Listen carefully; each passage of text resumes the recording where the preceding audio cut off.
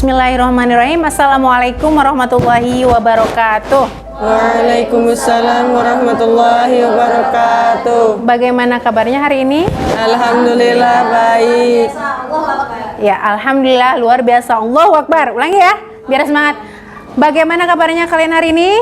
Alhamdulillah luar biasa. Allahu Akbar. Oke, mudah-mudahan semuanya sehat walafiat ya. Oke, sebelum memulai pembelajaran hari ini, ada baiknya kita membaca doa bersama-sama. Siapa yang berani untuk memimpin doa belajar? Silakan. Restu, ayo Restu. Sebelum memulai pelajaran, alangkah baiknya kita berdoa dalam hati. Mulai.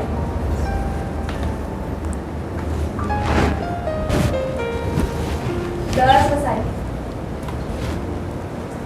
Ya, alhamdulillahirrahmanirrahim. Mudah-mudahan doa yang diminta oleh Restu diijabah oleh Allah Subhanahu wa taala. Amin. Amin ya rabbal alamin ya. Hari ini siapa yang tidak masuk tadi? Ketua kelas tidak masuk ya? Sakit apa ya? Panas, Bu. Sakit panas. Kemudian siapa lagi yang tidak hadir? Ketua kelasnya aja? Ya. Oke, mau kita doakan bersama-sama mudah-mudahan ketua kelasnya bisa kembali sehat dan bisa beraktivitas. Amin amin ya robbal alamin. Sebelum memulai materi hari ini, alangkah baiknya kita mengingat pelajaran minggu lalu. Masih ada yang ingat pelajaran minggu lalu tentang apa? Tentang demokrasi. Siapa yang bisa apa itu demokrasi? Siapa namanya? Aulia, apa Aulia? Demokrasi adalah bentuk pemerintahan di mana semua warga negaranya memiliki hak yang sama untuk pengambilan keputusan. Bagus. Kemudian kaitannya demokrasi dengan surat Ali Imran ayat 159. Siapa namanya, Neng? Amel, Bu. Siapa? Amel. Amel. Coba Mel. Berdiri Mel. Adanya pengambilan keputusan dengan cara saling menghormati, kasih sayang, dan dengan lembut agar tidak terjadi permusuhan. Ya, alhamdulillah. Berarti masih ingat pelajaran minggu lalu ya? Alhamdulillah. Materi untuk hari ini adalah surat Ali Imran ayat 190 dan 191. Nah, Ibu akan menyampaikan beberapa tujuannya.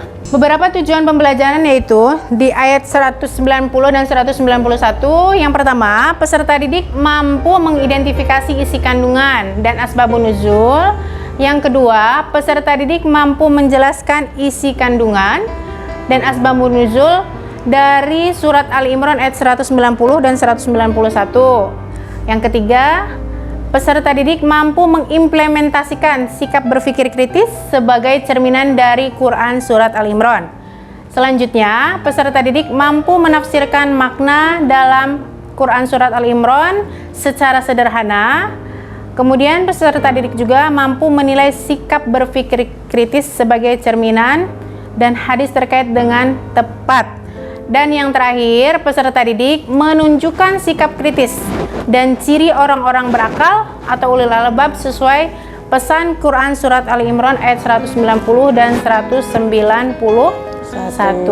Ya, silahkan kita baca terlebih dahulu. Ada yang hafal surat Ali Imran 190, 191? Barangkali ada yang hafal? Ibu contohkan dulu. Inna fi khalqis samawati wal ardi wa ikhtilafil laili wan nahari la ayatil liulil albab. Silakan. Inna fi khalqis samawati wal ardi wa ikhtilafil laili wan nahari la ayatil liulil albab. الذين يذكرون الله قياما وقعودا وعلى جنوبهم ويتفكرون في خلق السماوات والأرض ربنا ما خلقت هذا باطلا سبحانك فقنا عذاب النار الذين يذكرون الله قياما وقعودا وعلى جنوبهم ويتفكرون في خلق السماوات والأرض ربنا ما خلقت khalaqta hadza batilan subhanaka fakina adzaban nar. Shadaqallahul azim. Ibu minta coba baca artinya, Neng. Coba baca artinya. Pelan-pelan ya supaya bisa lebih paham inti dari surat Al-Imran 190 191. Yaitu orang-orang yang mengingat Allah sambil berdiri, duduk, atau dalam keadaan berbaring, dan mereka memikirkan tentang penciptaan langit dan bumi. Ya Tuhan, seraya berkata, ya Tuhan kami, tidaklah Engkau menciptakan semua itu sia-sia. Maha suci Engkau, lindungilah kami dari azab neraka. Siapa yang paham dengan ayat ini? Sudah paham belum? Belum ya? Belum paham ya? Nah, untuk supaya lebih memahami, Ibu punya satu pertanyaan. Apa yang dimaksud dengan berpikir kritis, objektif, dan seimbang? Apa nih? Siapa namanya? Ya, silakan. Berpikir kritis yaitu bermakna pikiran yang tajam dan objektif bermakna sesuai dengan fakta. Kemudian seimbang artinya tidak berat sebelah. Baik, 100. Pinter ya. Siapa namanya tadi? Ya, coba kita kasih approach ya. Nah, tuh, Ibu punya satu pertanyaan lagi. Tadi kan berpikir kritis itu apa tadi, Neng? Bermakna pemikiran yang tajam.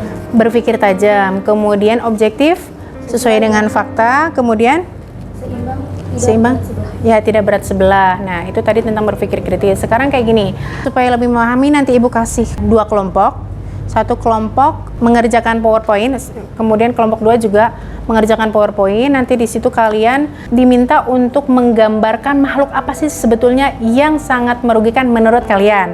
Itu baru di awal ya. Coba Ibu mau tanya, menurut kalian hewan apa yang paling merugikan di dunia ini? Ada yang bisa? Siapa namanya? Apa Neng yang merugikan menurutmu? Menurut aku di keadaan manusia yang sekarang yang paling merugikan itu coronavirus. Oke. Kenapa? Karena banyak dampak buruknya juga, Bu. Nah, di antaranya satu apa? Ya, yang pertama dampak buruk bagi ekonomi. Oh. Ya. Ya. Yang keduanya bagi siswa. Jadi siswa tuh tidak bisa langsung berinteraksi dengan temannya, Bu. Oh ya. Oke, Ibu simpan dulu ya pemahaman kamu ya. Kemudian siapa lagi yang bisa menjawab? Apa? Ya, apa? Perkenalkan, nama saya Laura Sintini. Jadi hewan yang paling merugikan saya adalah nyamuk. Nyamuk. Kenapa nyamuk? Hal ini dikarenakan karena adanya nyamuk itu bisa menyebabkan demam berdarah, dan karena demam berdarah itu sendiri banyak kematian. Oh ya, betul. Menakutkan ya. Itu pemahaman di awal. Oke. Setiap makhluk yang Allah ciptakan itu pastinya tidak hanya merugikan sebetulnya. Itu untuk orang yang berpikir kritis. Makanya nanti silahkan kalian untuk kelompok 1 dan kelompok 2 buat PowerPoint yang di situ menggambarkan, contoh tadi kamu menjawabnya virus corona ya. Kamu bekerja sama dengan kelompokmu. Apa sih sebetulnya gambaran tentang virus corona yang menakutkan itu, dan kemudian apa manfaatnya, hikmahnya, dan perilaku apa yang sebetulnya bisa diambil dari surat Al-Imran 190 dan 191. Kemudian kamu juga nyamuk ya. Nyamuk itu apa, merugikannya dalam hal apa, kemudian hikmahnya apa, manfaatnya juga apa. Karena di situ pasti akan ada manfaatnya semua yang Allah ciptakan. Silahkan Ibu kasih waktu 15 menit cukup? Cukup ya? Cukup ya. Silahkan.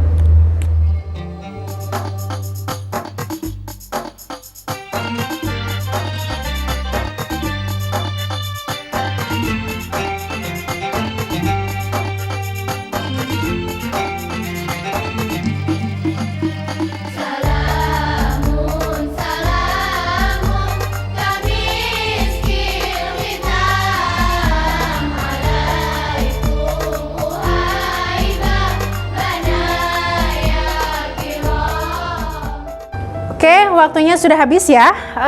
Silakan untuk kelompok 1 dan kelompok 2 maju ke depan, tapi siapa yang mau maju terlebih dahulu? Oke, sip, kamu maju Neng. Kelompok 2 ya? Ya, silakan.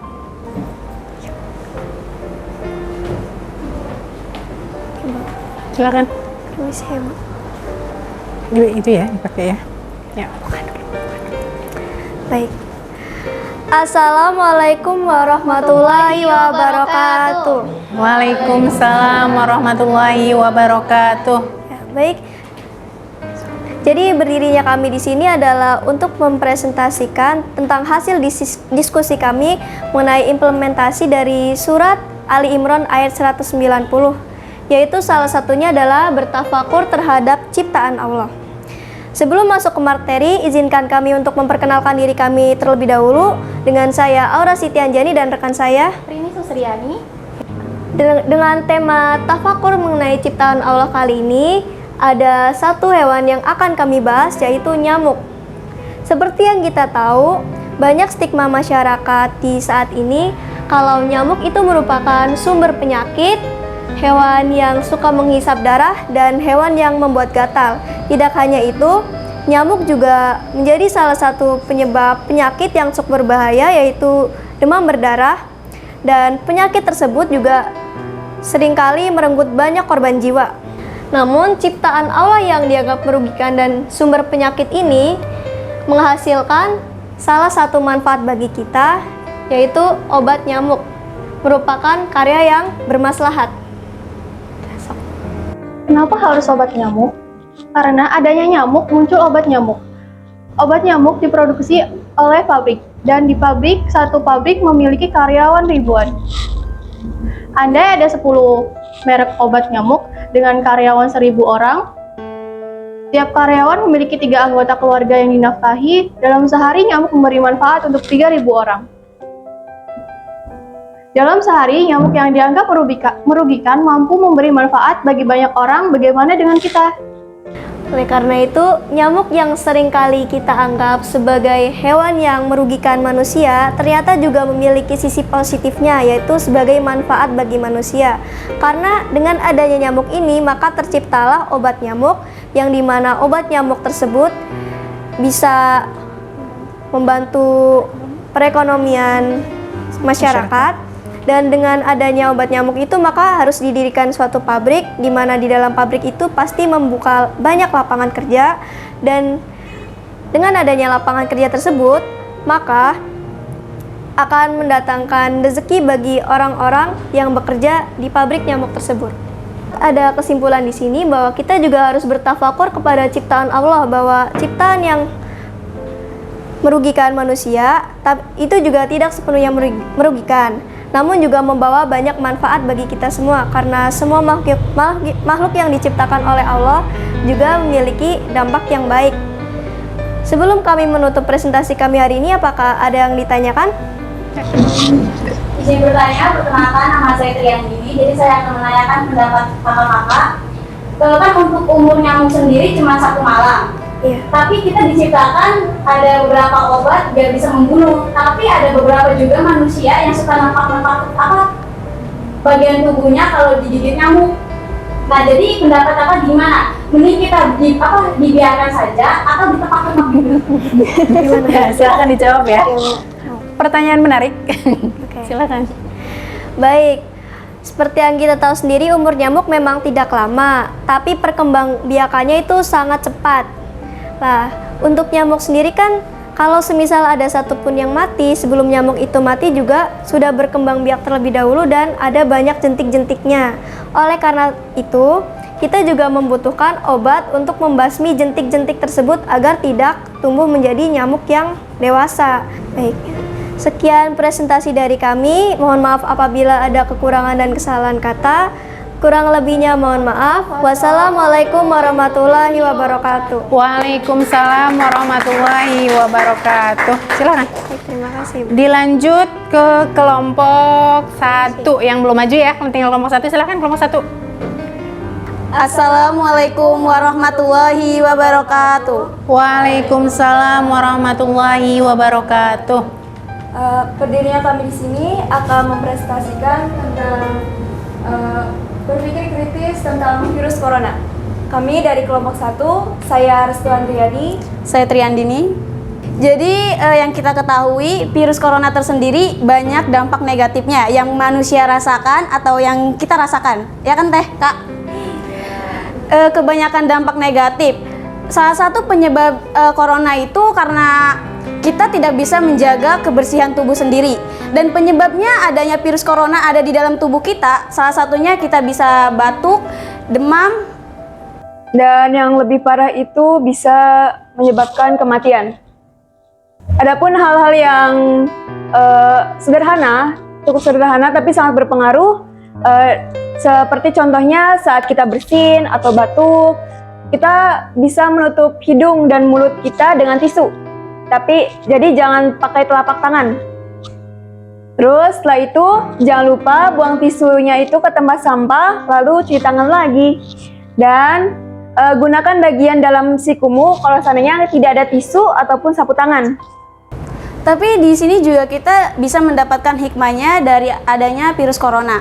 Salah satunya kita bisa memperbanyak waktu kita untuk keluarga, kan yang seperti kita ketahui ya Kak, banyak dari kita yang sibuk dengan kesibukan kita pribadi sampai kita lupa akan keluarga. Dan ada juga kita sebagai siswa mentertibkan dirinya untuk belajar lebih khusyuk dibandingkan sebelumnya adanya corona, kan karena dia bisa merasakan belajar di rumah. Dan penjualan online, jadi banyak dari kita yang bisa memanfaatkan kekreatifan yang kita punya untuk berjualan di online atau bisnis online. Dan kita juga lebih banyak berzikir di saat kita sedang duduk, berdiri, ataupun berbaring. Jadi di saat ya bukan hanya di dalam rumah saja, tapi dimanapun kita harus lebih mendekatkan diri kepada Allah agar kita mendapatkan perlindungan darinya. Oke, itu adalah presentasi dari kami. Sebelum saya menutup, ada yang mau ditanyakan? Baik, nama saya Aura Siti Anjani. Jadi di sini saya ingin bertanya mengenai pendapat kakak. Karena semenjak COVID ini kan jadi salah satu hal yang berdampak buruk juga. Salah satunya karena banyak siswa yang tidak sekolah, maka itu juga ada yang bermaksiat juga. Itu gimana ya Kak? Apa tadi bermaksiat? Ya, Bermaksiat, insya Allah. Oke, izin menjawab pertanyaan dari Kak Aura. Untuk melakukan maksiat ya Kak, di sini kita punya prinsipnya masing-masing. Ada sebagian orang yang mungkin sebelum ada COVID, mereka merasakan malas di sekolah. Jadi mereka tuh mencari hiburan keluar yang terjadi maksiat. Dan ada juga beberapa atau sebagian orang yang milih tetap belajar dan untuk melanjutkan belajarnya di rumah dibanding melakukan maksiat. Jadi itu kembali ke dirinya masing-masing Kak. Cukup. Kami dari kelompok 1 mengucapkan terima kasih atas perhatiannya. Mohon maaf bila ada kesalahan kata ataupun kekurangan dalam presentasi kami hari ini. Terima kasih. Wassalamualaikum warahmatullahi wabarakatuh. Waalaikumsalam warahmatullahi wabarakatuh. Aplaus ya. Ya, terima kasih banyak kepada kelompok 1 dan kelompok 2. Mudah-mudahan itu bermanfaat untuk kalian semua ya. Jadi bisa difahami ya tentang surat Ali Imran ayat 190 dan 191. Faham ya? Ya Bu. Siapa yang mau menyimpulkan? Kesimpulan darinya, intisari dari surat di atas menjelaskan bahwa dalam penciptaan langit dan bumi serta silih bergantinya siang dan malam terdapat tanda-tanda kekuasaan Allah bagi ulil albab. Ya, tuh ya, coba ibu ulang ya. Jadi kesimpulan dari surat Ali Imran ayat 190 dan 191 itu, inna fi khalqis samawati wal ardi waqtilafil laili la ayati liulil albab.